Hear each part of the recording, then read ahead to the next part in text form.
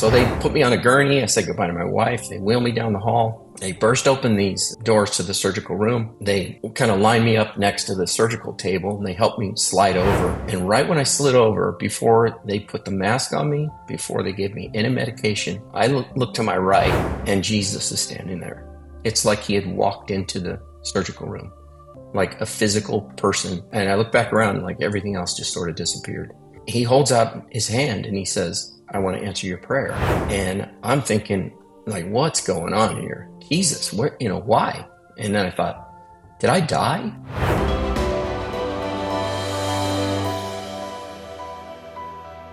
Well, hello, Mike McKinsey. Welcome to the show. I'm truly honored by you joining me today. How are you feeling today? Feeling good. Thank you for having me, Brad.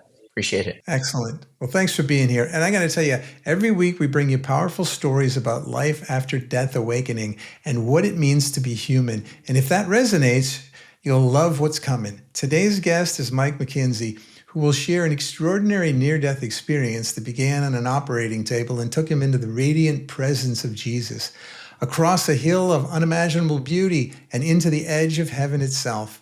It's a story about love, divine connection, and a lifelong prayer answered after 40 years.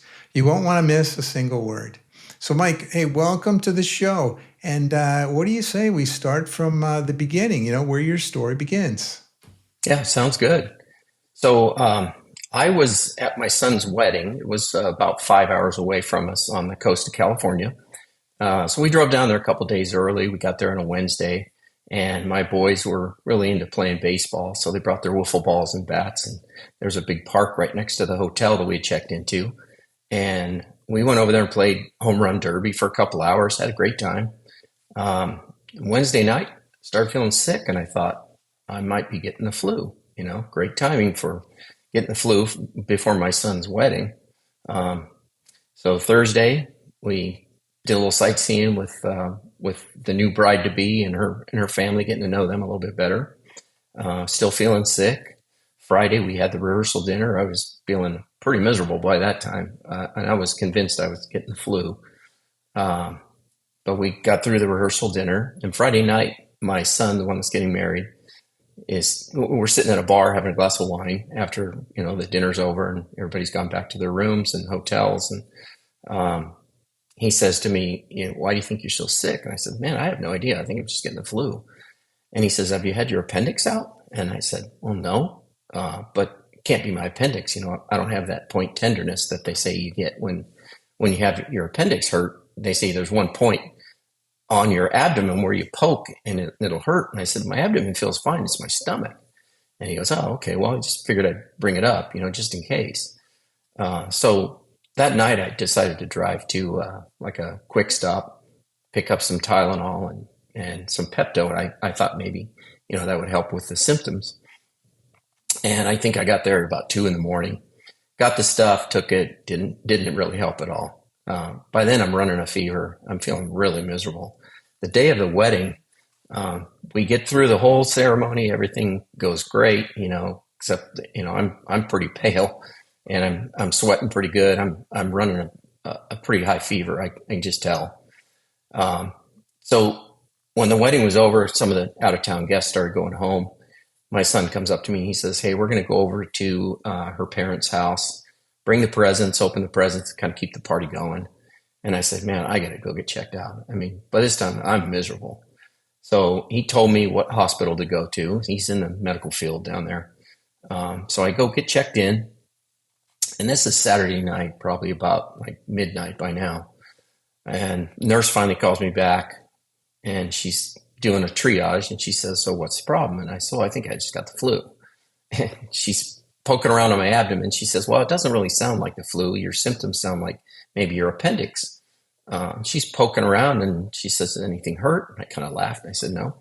And she takes out this mallet that they check your reflexes with when they tap your knee. And she taps the bottom of my foot while I'm laying down. And she says, "Does that hurt?" And I said, "No." And she tapped the other foot. I can't remember if it was right or left, but when she tapped the other foot, man, I had pain in my abdomen that made me scream. And she says, "Okay, that's your appendix." They took some blood, sent it off to the lab. She says, "I'm going to call a surgeon and we'll get you taken care of. And she says, you should probably be in here for a day or two. And if it's ruptured, which it sounds like it might be, you'll be in here for 3 or 4 days. And she says, did you do any unusual physical activity lately? And I said, well, Wednesday afternoon, I played baseball with the kids in the park.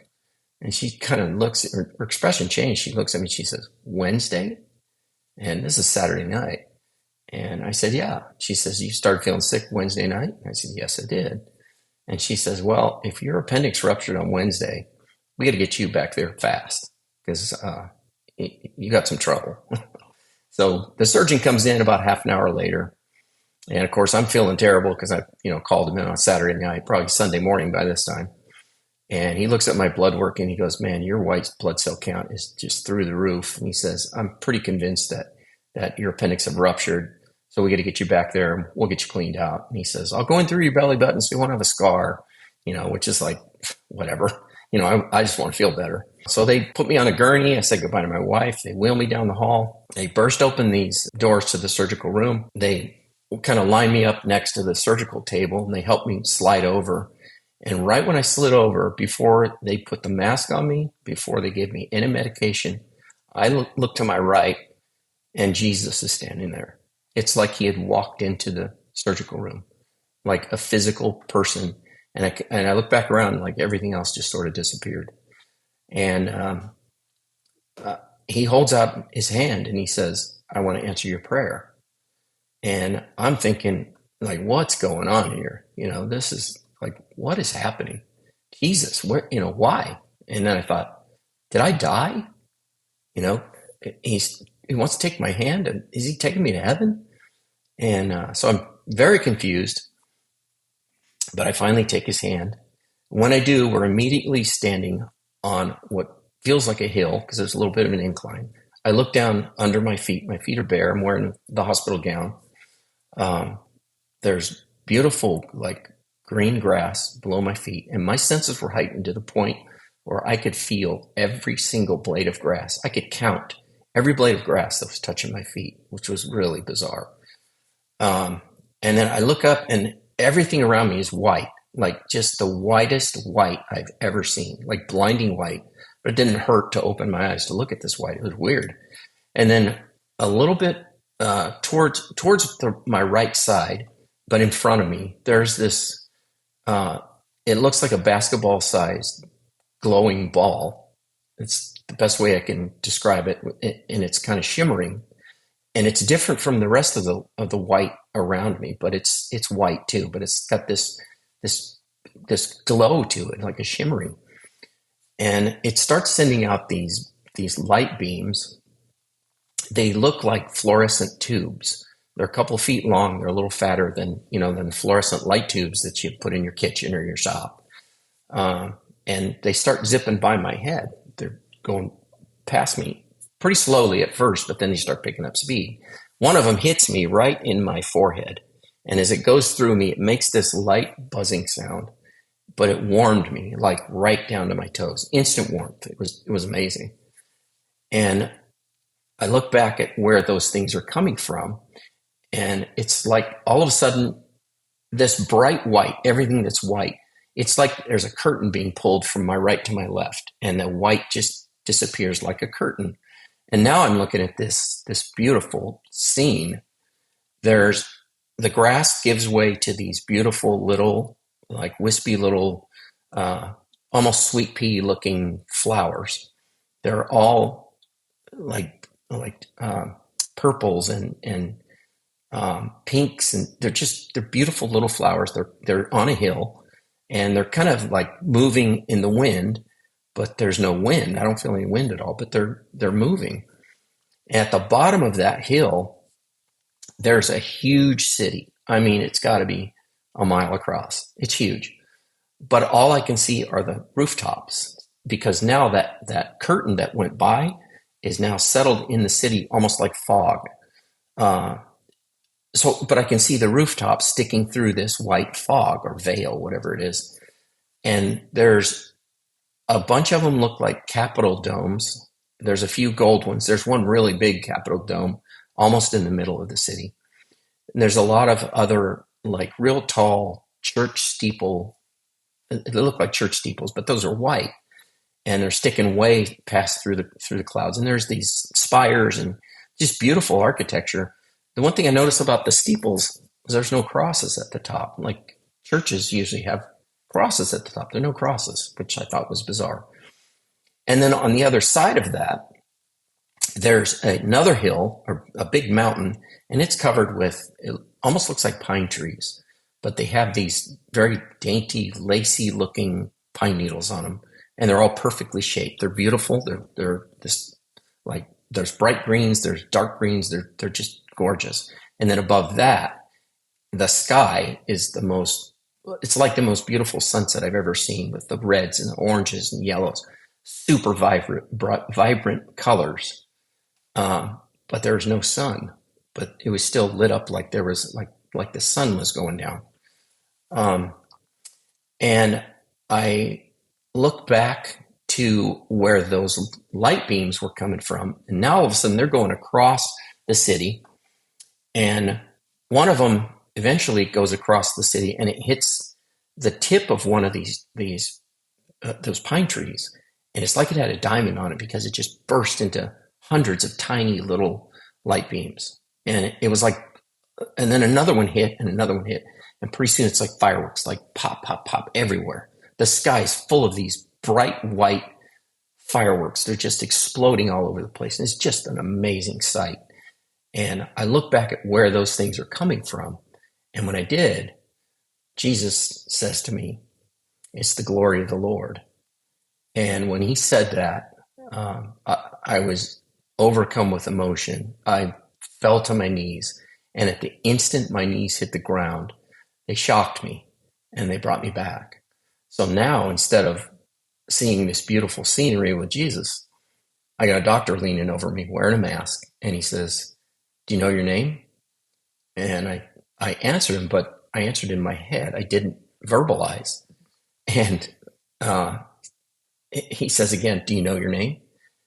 And I said, I managed to get the word Mike, but my mouth was so dry and I was just so hot and sweaty again. And he says, "Okay, good. Do you know where you are?" And I had to think back, and I'm like, okay, where's Jesus? I think I was in heaven, but so now I'm thinking again, what's going on here?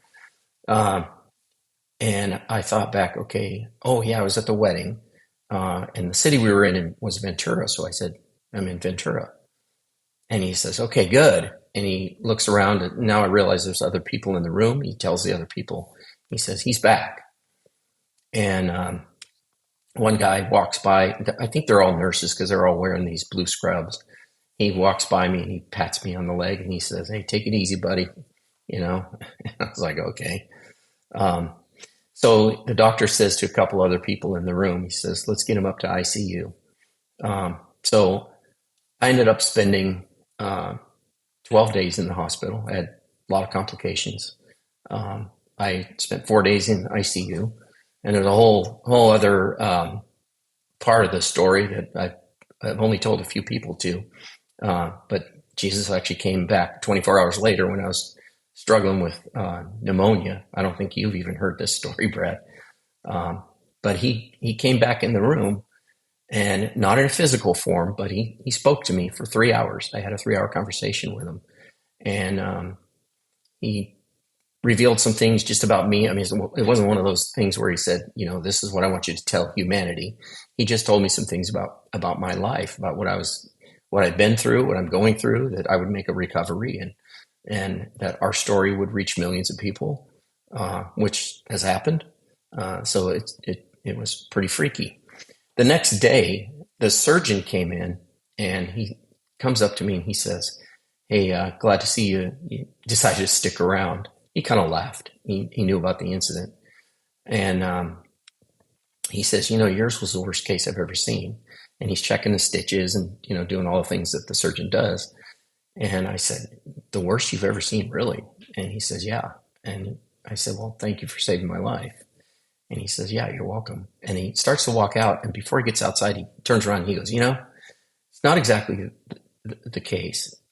Your case is the worst I've ever seen where the patient lived. And he said, you shouldn't be here. And he said it was a mess in there. It's the worst I've ever seen where the patient lived. And he actually said to me, God's not done with you yet. Which I thought was pretty incredible. So I started thinking about, the first, when Jesus came in, he said, I want to answer your prayer. And I remembered it took about a week or so for me to remember this, but I was at my grandfather's funeral when I was probably 5 years old. And the priest is talking about, he's in a better place. There's no sadness. There's no tears. It's just all happiness and joy, and going on and on about heaven. And I'm a little kid growing up learning about God and heaven. And I remember saying, God, heaven's place sounds like a really cool place. Could you show me? Not realizing what I'm asking God for. I wasn't asking to die. I just wanted to see heaven. And he says, he waited 40 years to answer that prayer, but he showed me heaven. And I just thought that was pretty incredible. The other thing that I noticed in heaven was the no crosses on the steeples. Somebody else told me, it was actually just a couple of years ago. This happened in 2004. So over 20 years ago that I had this. Somebody told me I don't know, I think it was about a year ago maybe. Somebody said, well, we don't celebrate, there's no crosses in heaven because we don't celebrate the cross. It's done. When Jesus died on the cross, he said, it's finished. And so there's no reason to be reminded of the cross in heaven. So it made sense. Wow. So that's a phenomenal story. And I was going to go back and ask you about the cross part because I hadn't heard that as I'd watched some of your other recordings. And what do you think that means if you don't need to have a cross to celebrate it because it's over in heaven? Is it similar here or is it not? Well, I think that, I think on earth, there's a lot of people who have not accepted Christ as their savior, or unsaved people, or there's still sin down here. So we need to be reminded that Jesus paid it all. And I think, when we get there, there's not going to be any crosses. There's no reason. Wow, good. That makes a lot of sense. Well, hey, I've never heard that before. That is really cool to hear. Yeah. And also what popped out new and surprised me was that 3-hour conversation you had sort of the day after you returned. Yeah, that was crazy. I woke up 24 hours later. It was 2 a.m. and I couldn't breathe. I felt like I was getting pneumonia, and it scared me. I was so weak, I couldn't pick my hands up off my chest. When I was in ICU, they put the call button on my chest with my thumb, and they said, just push the button if you need us. So I woke up and I did. I pushed the button and I said, I can't breathe. And this lady comes running in, one of the nurses, and I'll never forget her words. She looks at me and she says, she's listening to my lungs, and she goes, oh, honey, you're developing pneumonia. We got to get that cleared out. And at first I thought, okay, that's why Jesus showed me heaven, because I'm going there. I'm not going to make it. Because I was so sick, not being so weak that I couldn't pick my hands up off my chest. I thought, if I get pneumonia, I'm dead. That's why he showed me heaven. But then they packed me in ice. They put oxygen in my nose directly into my, blowing into my lungs. And it took 3 hours for that to go away. But it was weird because so I wrote a book about it, and to kind of explain it in detail. We can only go into so many details here. The book hasn't come out yet, but I wanted to explain that whole process. I felt a holy presence enter the room, and it was just so bizarre. And Jesus starts talking to me, and I couldn't see him, but it was like he was sitting at the end of my bed. And he says, you'll make a full recovery. You've got a few valleys to walk through, something like that. And he said, your story, our story, is going to reach millions. And I kind of laughed, and I was like,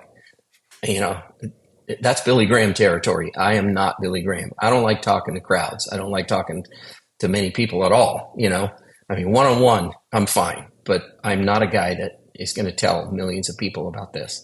And so I thought, well, maybe I need to write a book, which I did. I wrote a book way back 12 years ago. It came out, but I wrote it as fiction because it was kind of a fun way to look at because my NDE was so physical. I thought, well, could God make heaven out there somewhere and just hide it from us and make it a real physical place, like right now? Well, he's God. He could do anything he wanted. So I kind of had fun exploring that. And so that was it. And they gave me a thing to breathe into, and it took 3 hours. And during that 3 hours of clearing my lungs, I had this whole 3-hour conversation with Jesus. And as soon as I was able to hold a pen, I had my wife bring in a notebook, and I started writing down everything he said so I wouldn't forget anything. I wrote down everything about the NDE. I just wrote and wrote and wrote because I thought I can't forget any of these words. Too important. Did you find that that making those notes was very helpful, or was this such a vivid memory? It was burned in. You don't even go back to your notes. What did you find? Yeah. For the longest time, I didn't need the notes. But there were certain things that, like words, that I wanted to get right. Like the first thing that Jesus said to me when I was battling pneumonia was, I had to get you flat on your back, away from all the distractions, so you could hear me.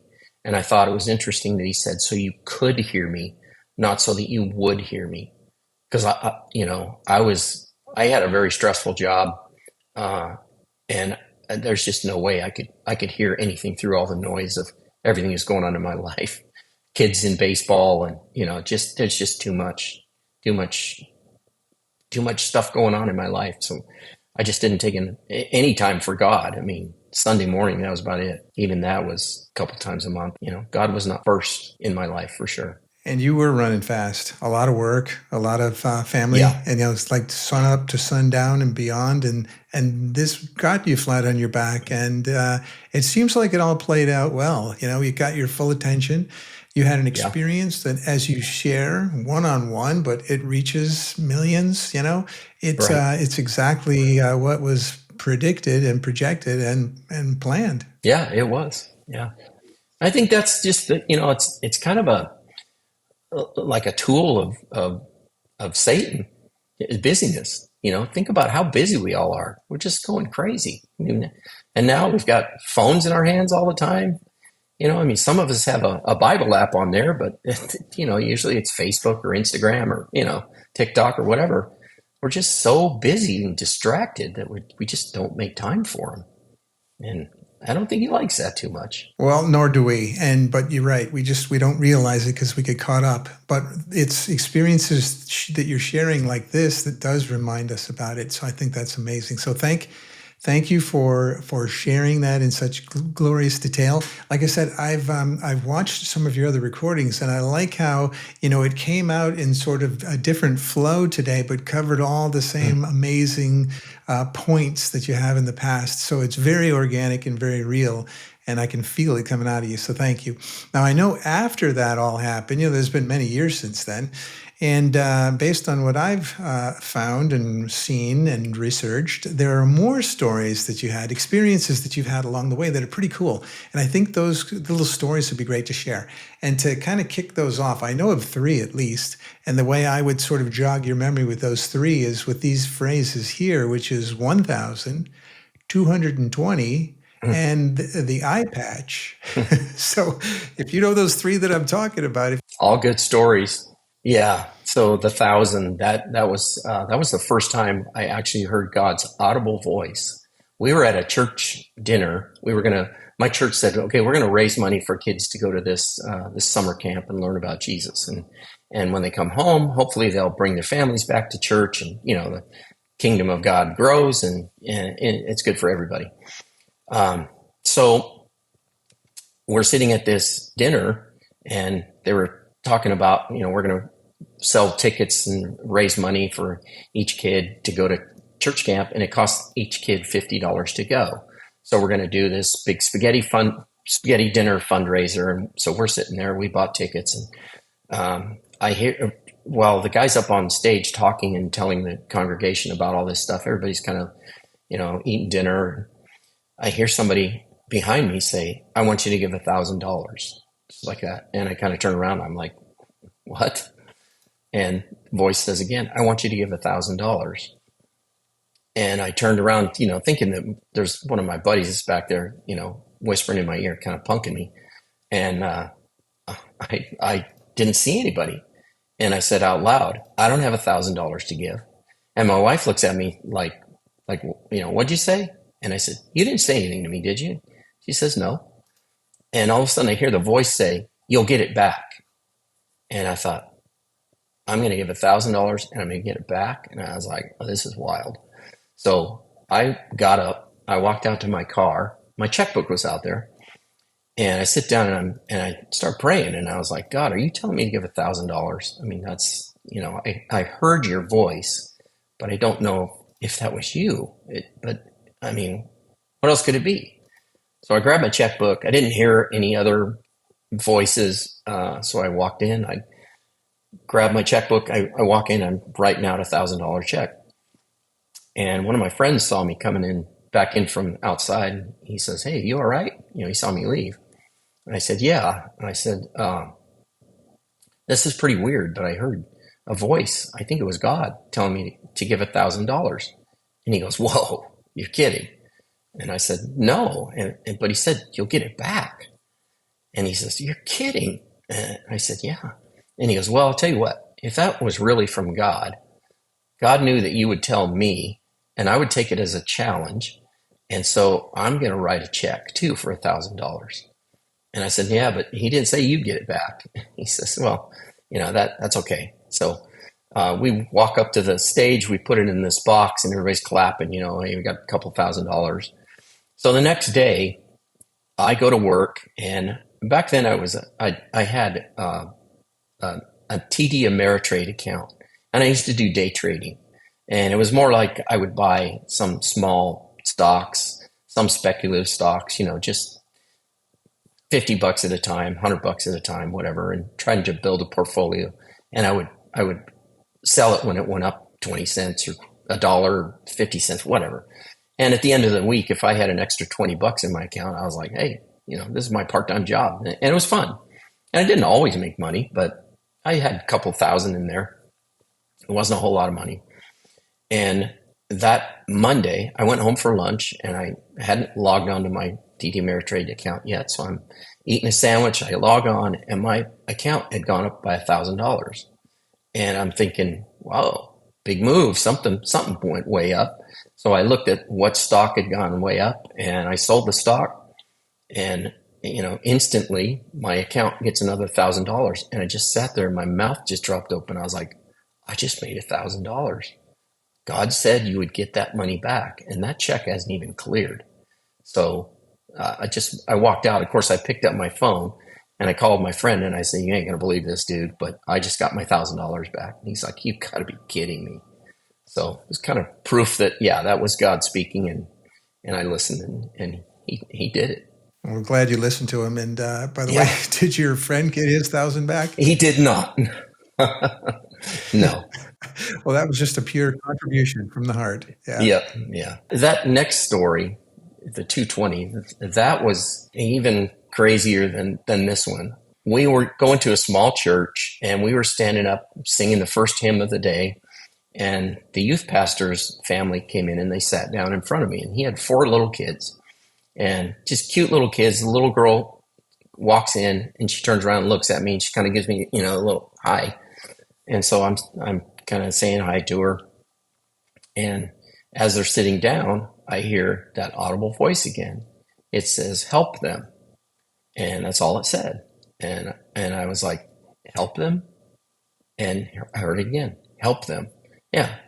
It's like, what's going on here? But I recognized the voice. And so I sat down while everybody's singing. I sat down and I prayed and I said, am I supposed to give them money? And I didn't hear anything. And I thought, great, help them. But I need more than just help them. But God just left it at that. He just said, help them. So I thought, okay, well, I'm going to have to pray about this. That afternoon, we had a picnic at our church. I think it was Memorial Day. And we had a picnic. And so on the way home from church, I was telling my wife, I said, I think God's telling me to give our youth pastor, their family, some money. And she goes, what? And she says, like, is that voice again? And I said, yeah, it's God talking to me. And she said, how much are you supposed to give him? And I said, I don't know. I mean, I have no idea. And she says, well, you got to figure it out because, if you're supposed to do it this afternoon, we're leaving in a couple hours. So I prayed about it for a little bit, didn't hear anything else. And I thought, okay, well, I'll just get, as much as I can out of an ATM. We'll stop at the CVS on the way and pick up a card or something. And I'll go to the ATM there and I'll just get whatever I can. And hopefully, by then I'll know. So on the way over there, we decided to take my wife's mother-in-law. She was living by herself. And so we thought, we'll take her to the picnic with us, give her a little social outing. And so we picked her up. We drive over to CVS on the way to the church. And I go in there, put my card, or I bought a card that just said, thanks for the blessings, something like that. Thanks for being a friend or whatever. And I paid for it, and I walked over to the ATM in the front of the machine, or in front of the store, put my card in the machine, and I'm still praying. I'm like, God, you got to tell me how much am I supposed to give them? Well, the ATM there would only give, the most it would give was $200. It's like 20, 40, 60, 100, 200. So I go, I'm going to get 200. So, I figured, okay, you're not going to tell me, Lord, I'm going to max it out. Whatever I can get. I said, I'm going to get $200. So I put the $200 in the card. I walk out to my car and I get back in and I start signing the card. Hey, thanks for, all the blessings you give my family. And I said, I think God told me to give you this, but I'm not sure how much. And if there's no need in your family, just keep it as, as just thank you for all you do. And, he's a youth pastor. He didn't make any money. So, poor guy, I'm thinking we'll help him out. So while I was in the store, my wife had told my mother-in-law about God telling me to give the pastor some money. And so I get back in and she says, wow, it's amazing, Mike. I'm so glad you're giving him some money. She pulls out a $20 bill out of her pocket, out of her purse, and she hands it to me. She says, I want to help too. And I said, well, come on now. I said, I'm giving him $200. 220 would be kind of a weird amount. Why don't you just hang on to it? And she goes, no, really, I want to help. I want to help. And I said, well, if God wants you to give $20 to the pastor, I'm sure he's going to tell you. And she looks at me and she goes, well, how do you know he didn't? And I said, okay, I'll take the 20. It's going to be $220. It's a weird amount, but I put it in the card and sealed it up. We go to the picnic, and the poor guy, he's in the dunk tank all day, with all the youth throwing balls and keeping them wet. I didn't even get to talk to him, so I gave it to his wife before he left. And I think it was like 8 o'clock that night. My phone rings, and it's the pastor, and he's crying. And I said, hey, I didn't mean to make you cry, but hopefully you can put this to good use. And he goes, no, I'm crying because you're just not going to believe this. He said, my wife was driving around town in our old van, and the tires she was getting a flat tire, and she pulled into this tire shop. And he looks at the tires and he goes, you shouldn't be driving around on these tires. They're bald. This is dangerous. And he goes, I can fix this, but I've got a set of used tires here that I can put on here. If you want. And she says, well, just write me an estimate and I'll have to talk it over with my husband. And so he writes the estimate. So he's on the phone with me and he says, Mike, do you know how much that estimate was? I said, no. He says, it was $220. And I just started bawling. I was like, you've got to be kidding me. That weird amount of $220. That blew me away. I was going to put 200, but that wouldn't have covered it. So the extra 20 from my mother-in-law, it's like every penny, God knew exactly what to do. And so pastor just kept saying, thank you, brother. I'm just so appreciative. And I said, don't thank me. That was all God. And I told him the whole story about, hearing the voice. And he said, wow, it's just amazing. God does pull off miracles and definitely speaks to us. Yeah. And I've heard the story before from you as you've told it, and hearing it today, it had almost even more impact on me, knowing what the outcome of that story was going to be, that the number matched exactly, that you could help a Yeah. person that needed it so much. And how could you have ever known that they needed it? You couldn't have. No. And so that voice inside you was the thing that actually caused you to create such an impact in their life, putting safe tires on the car. I mean, that sounds so simple in the Right. number, but it's just so exact. So Right. unbelievable. Thanks for sharing that again. I love that Sure. story. And by the way, now the third in this trifecta, I think, is the eye patch story. Yeah. So this was pretty weird too. Not to take away anything from the other two, but this one it involved a different entity. So Super Bowl Sunday, I was sitting on the floor with my back against the couch, watching the game, and my son, who was probably 2, maybe 3 at the time, he was playing with these bungee cords. And back then it was a bungee cord with a metal end. It didn't have plastic like most of them are now. It just had an actual metal hook on the end of it. And the end of it was pretty sharp. And my son grabs that bungee cord and he swings it over my shoulder and he goes, I'm going fishing. And he goes like this. Well, the hook caught my eye and it just like ripped my eye. And I fell over. I was like, oh my gosh, what happened? So I just put a cover over it for a little bit, tried to go back to work the next day, and this thing was really hurting. So I ended up going to the doctor the next day, and he sent me to an eye surgeon. He says, you're going to have this thing fixed, this tear in your, it wasn't in my retina, but it was in my eye, and it was kind of affecting my vision. And he says, so what we're going to have to do is we're going to cut this off, because it was like all swollen, He says, we're going to cut your eye off in a circle, and we're going to roll your eye around and cut another circle, and we're going to sew that circle onto the front of your lens. And I was like, you can do that to an eyeball? I had no idea that they could cut a lens like that. And he says, oh yeah, we do it all the time. And he says, so, and then we'll stitch it up. And I was like, you stitch your eye in your eye. That was unbelievable. So they did that the day of surgery. They go in, they cut the lens and sew it back on. I had 11 stitches in my eye, and they put this big eye patch over it. And of course, it's hurting like crazy, but they gave these drops of medication to numb it. So I get home and it starts, the numbing goes away. They've given me pain medication. So I took a pain med. And I told my wife, I said, I'm going to go to bed, and hopefully, by the time I wake up, it'll feel better. Because even though you have a patch on it, you're still trying to blink, and it's just a killer. You can feel all those stitches in there. It was the most painful thing ever. So I'm laying in bed, and I fell asleep for a few minutes, and then I woke up because I felt somebody sit on the end of my bed, and so I thought my wife had come in. So I took my hand, and I was going to take my left hand, and put it on her shoulder. And my hand went all the way down to the bed. And when it hit, there was nobody there. I hit the bed, and I gasped, and I opened my good eye that I could see with.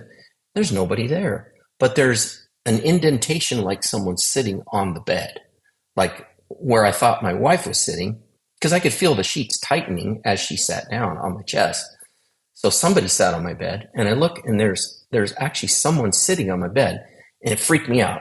I got scared, like instantly, like, oh my gosh, what's going on? And as soon as I thought that, I hear this voice say, don't be afraid. And as soon as I heard that voice, all the fear left. Like instantly, I was calm. The voice says, don't be afraid. I was told to come here and tell you that you're going to make a full recovery. The sutures will be gone in 7 days or 6 days. And it's going to be a little painful, but you're going to make a full recovery and you'll be fine. And I was like, okay, you know, obviously that's an angel telling me, giving me a message, because an angel is a messenger. I look at the bed, and after the message was done being delivered to me, I saw the sheet. I could feel the sheet loosen up on my chest, and I could see that indentation in my bed lift up, like the person, whatever the angel, whatever it was, had just left. So I just was, I was like, okay, well, whatever that was all about, it's over, and I guess I know now that I'll be all right. But it's pretty freaky again. You know, it comes in many forms with you. You've got the visions, you can hear things, you can see things. Now there's a physical indentation in the sheet pull. It's Yeah, coming to you through many senses. yeah, yeah. That one took me by surprise, really. I mean, the others did too, but the second time not so much as the first. Um, but I don't know if it's because of the NDE or if it's because after the NDE I started, really getting into the Word, and that's when I really became a follower of Jesus. Well, that takes us right into this next section here. Now, I call this Heart's First Whisper. So, what I do is I have some questions, and it's sort of to get to know Mike better, right? And when I ask you a question, your heart can just answer it. It's better than your sort of your mind and your thinking, you just get that Sure. heart and that feeling coming straight out. All right, sound good? Yeah, let's do it. All right, let's do it. Okay, here we go. Now, the first question is, hey, when Jesus held out his hand and said, I want to answer your prayer, what emotion rose to the surface first for you? Was it awe, fear, something else entirely? I would think the first emotion was fear, because I had never had anything like that happen to me. Uh, I'm a believer in Jesus. I believed he was real, and I'd heard of NDEs before. I mean, back then it wasn't like you can go on YouTube and look for NDEs. I mean, NDEs have the entire community built around them now. Um, and most of them that I'd heard of, I thought sounds a little weird to me. Like, I don't know, just I'm not a real believer in NDEs. Um, but I think it was fear at first, and then it was almost like sadness, like if I would have known I wasn't going to be able to see my kids again, I would have hugged them a little longer, because all I did was say, "Hey guys, I'll see you tomorrow when I wake up, and everything's gonna be fine." And so then it was the sadness kind of hit me like dang it, if I'd have known that was the last time I was going to see my kids, I would have held them tight, and kissed them and told them how much I loved them, and. But then it was like the third thing that hit me was really curiosity. Like, whoa, this is real. What's next? I was really looking forward to what was going on and what was next. It's amazing that all those different emotions sort of poured over you. And I know you shared that experience that you had on the other side. And when you fell to your knees, boom, you came back. And you went through this process. And, at some point they said, okay, it's time to start eating solid food. Now, and that's where they gave you, I think the first thing they gave you was a banana, right? Yeah. And when you saw that banana, you thought, oh, it's kind of a miracle. And that takes us into question two here. It's like, how do you see creation differently now, whether it's a banana or a sunset or everything? Yeah, I look at everything completely different. The banana it was kind of a funny story. I had nothing but beef broth in the hospital for, gosh, I don't know, I think it was like 6 or 7 days. I developed an abscess, and they couldn't find it. And so until they get that abscess cleaned out, an abscess is where all the leftover germs that the doctor couldn't clean out, they all get together, and the doctor describes it to me like this. He said they try to finish it off. And that's why my fever kept spiking at night. It would go up to 100 or so, and then it would drop back down to almost normal. So I was on beef broth for the longest time, and they would do these MRIs or whatever they were looking for them, and they just couldn't find that abscess.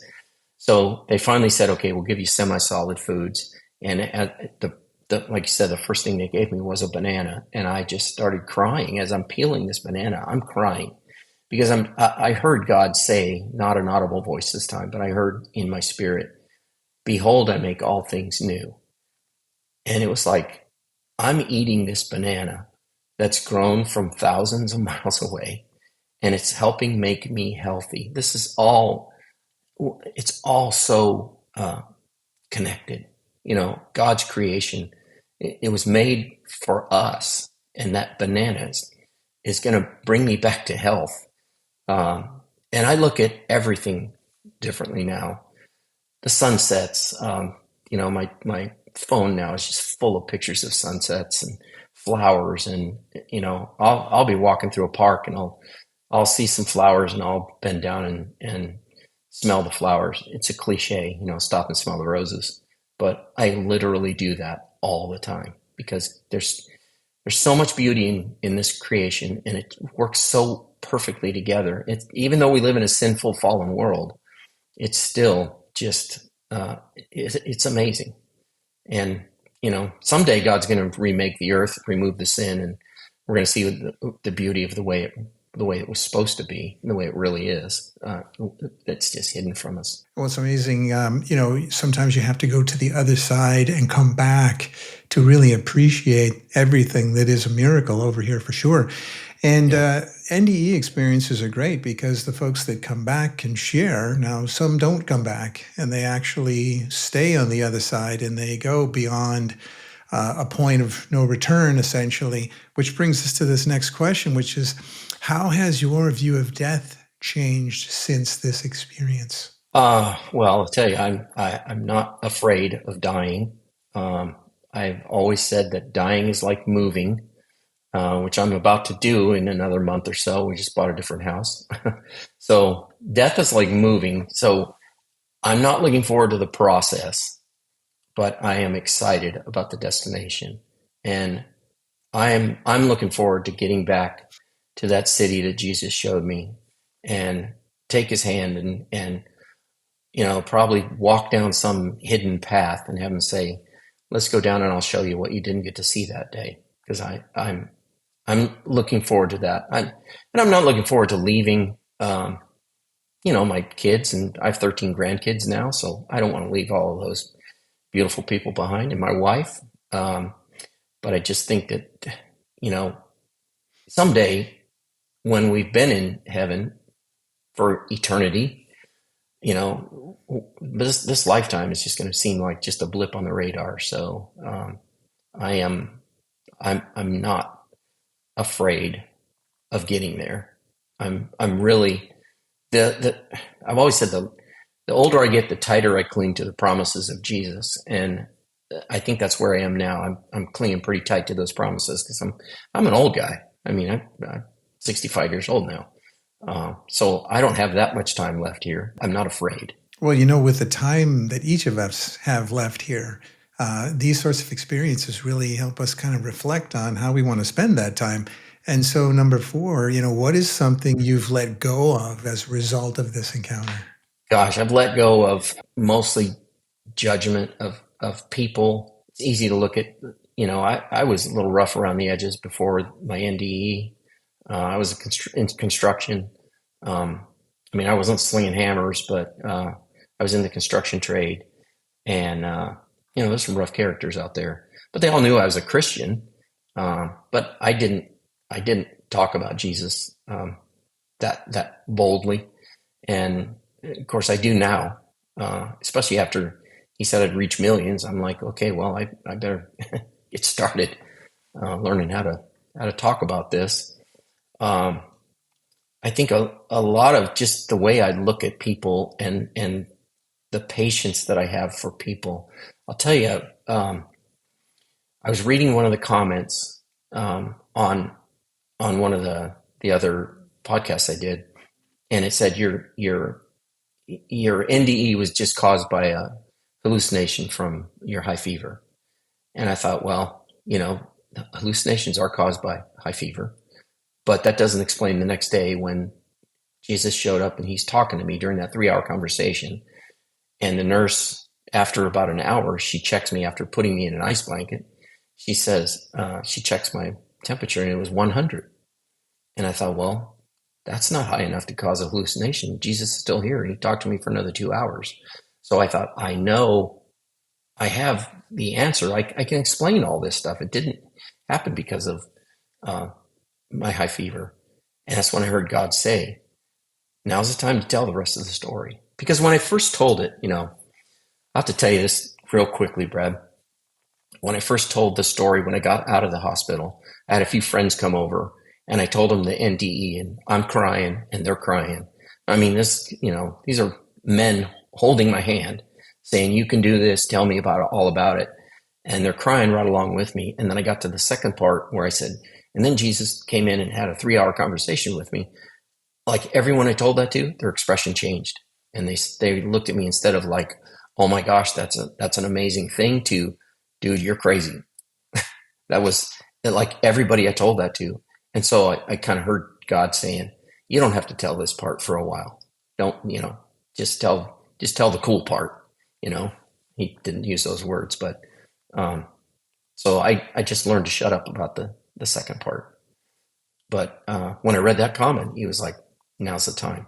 And that's when I wrote the book, and the next book that comes out in August and tells the whole thing. Nice. Well, you had the experience, and I'm glad you're sharing the whole experience.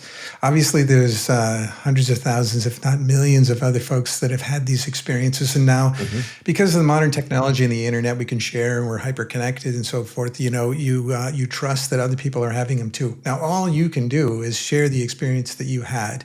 Others Right. can listen to it, and they can make of that what they choose. But I love the fact that you're sharing the whole thing. Now, what I would ask you next is, let's focus back when you were on the other side, because you made a comment, as you see in number 5 here, is that you said you instinctively knew the number of blades of grass under your feet because it was so vivid. It was like 4K or 8K resolution, like you see on some monitors these days.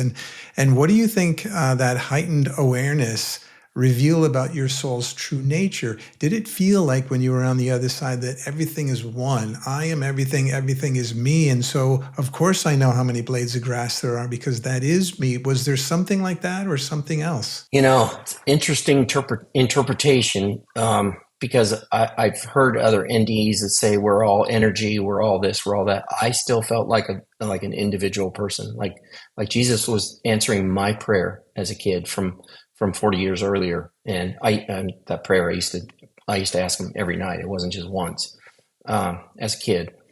But I think that our senses are going to be heightened like that because that's the way we were created. I think that the sin nature that we have just keeps everything kind of tamped down, and we're not seeing everything completely the way we're supposed to. We're looking through these glazed over lenses in our eyes.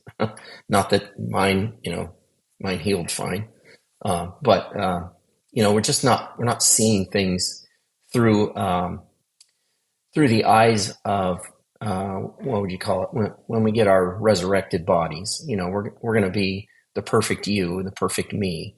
But I think we're going to definitely keep our individuality because the Bible makes reference to that all the time, speaking about, I knew you before you were born. And, so we are each individuals. And I don't think there's going to be this mesh of energy or anything like that. But I do think that we're going to witness heaven when God comes down here to live with us, in a whole different way. We're going to see everything completely different. Oftentimes it's suggested that you don't use your mouth in talk, and it's like more telepathy, right? And so I wonder if the way you can characterize this is we have our unique consciousness that is our own, but there's the collective consciousness, that represents really everything. And if our unique consciousness is connected into the collective, we can feel maybe anything and everything, even outside of our unique personal consciousness.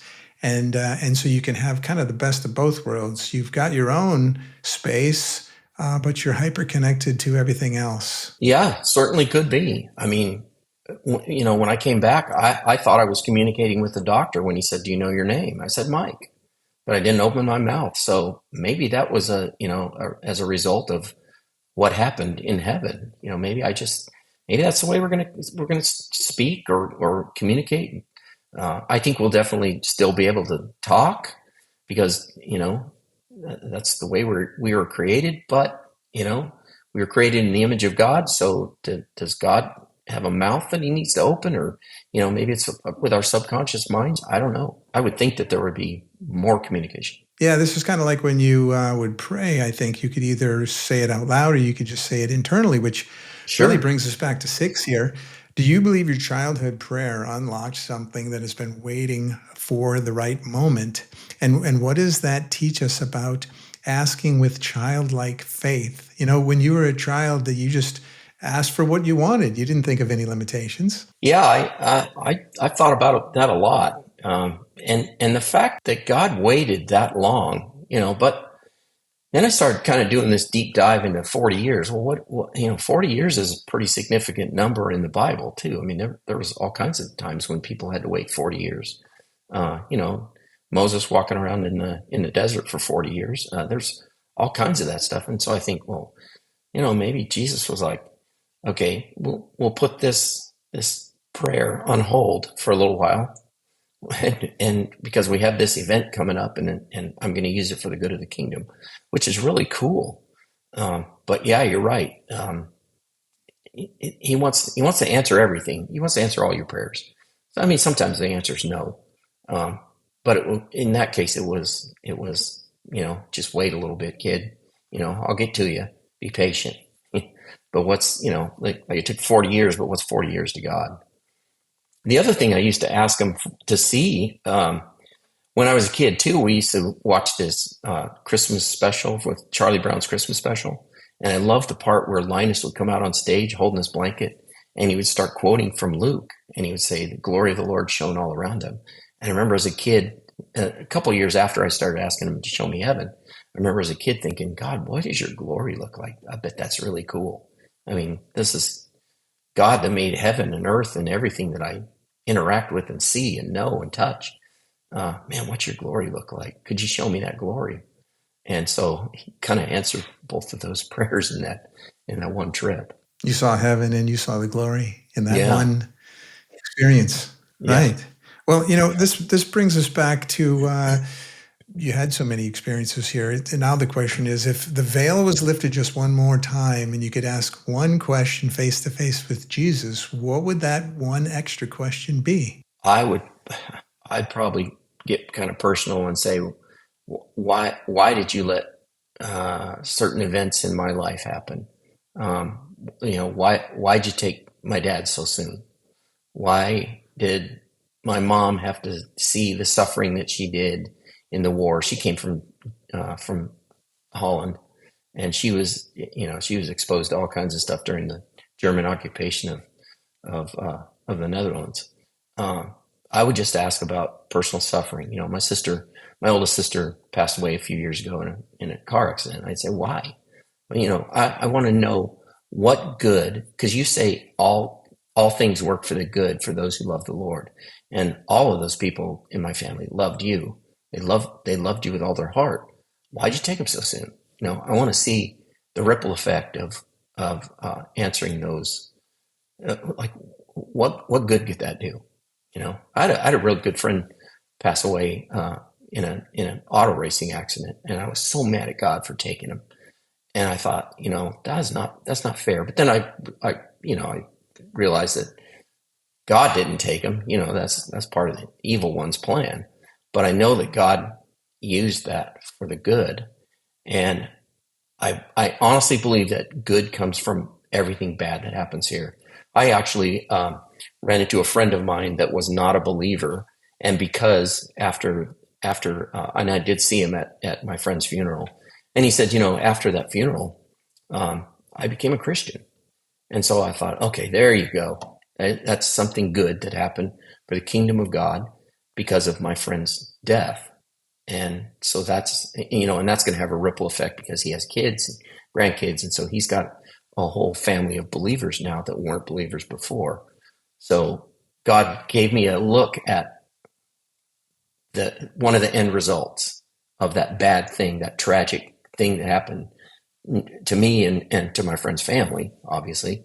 But he finally said, okay, I'm going to show you one of the good things that happened to that. And I think that there are a lot of those things.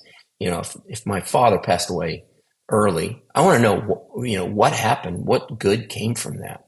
Did you get more believers because of that? What happened? So that would be my one question to Jesus. And I think I'll it's not a hypothetical. I'm going to ask him that someday. And I think someday he's going to show me, all the tragedies in your life. This is why I let it happen, because he approves everything that all the bad stuff that happens. And I've had my share, but so I want to know what good comes from the bad. That's a great question. And I know you pray all the time, so you probably ask the question all the time. But the Sure. ultimate experience is maybe when you go to the other side, then you have that direct conversation there. Now, do you think that oftentimes, as bad as something seems, there must be something good that comes from the bad? I think, I think that good comes from everything bad. God's still in control. He allows bad things to happen, but he's still in control.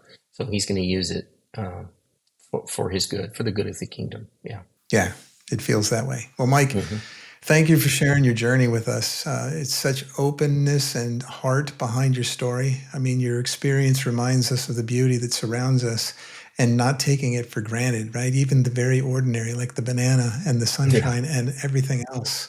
Absolutely. And, the presence of something much greater out there for sure. And so, to everybody watching, if the story moved you, share it with someone who needs to hear it. That's certainly the value here. And you can hear from Mike himself. He's one, telling the story, and it just propagates through sharing, really. We're not walking this life alone, that's for sure. We're just walking each other home. So, Hey, Mike, where can the viewers connect up with you afterwards? Now, they can leave comments here, of course, but is there a way they can reach out? Sure. I have a website. It's MikeMcKinsey.com. The last name is McKinsey. You spelled it right. So, MikeMcKinsey.com. It's got links to all my social media. I'd love to hear from people. Excellent. Yeah, I think you've got many years left here in this experience. And you've reached out to 1 million so far. I'm sure there's 1 million more on the way. So thank you, Mike. Yeah, thanks for having me, Brett. Appreciate it. If you found this conversation enlightening, be sure to like, subscribe, and share. And until next time, keep questioning, keep exploring, and go beyond the illusion to discover your true self. Take care, everyone. Bye for now.